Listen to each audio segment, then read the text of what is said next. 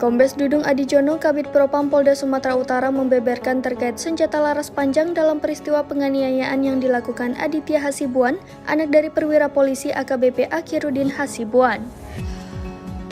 Dudung menjelaskan saat ini pihaknya masih mendalami soal dugaan adanya senjata laras panjang seperti yang dikatakan Akhiruddin pada hari peristiwa penganiayaan itu terjadi. Seperti diketahui, Akhiruddin sebelumnya memerintahkan untuk mengeluarkan senjata laras panjang saat peristiwa penganiayaan terjadi.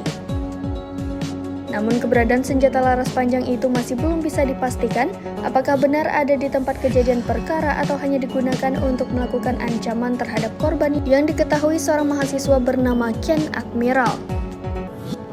Dudung bersama tim penyidik juga belum bisa memastikan apakah penggunaan senjata laras panjang bisa masuk pasal pengancaman atau bukan. Pihaknya hanya memastikan bahwa Akhiruddin melakukan pembiaran terhadap anaknya untuk berkelahi.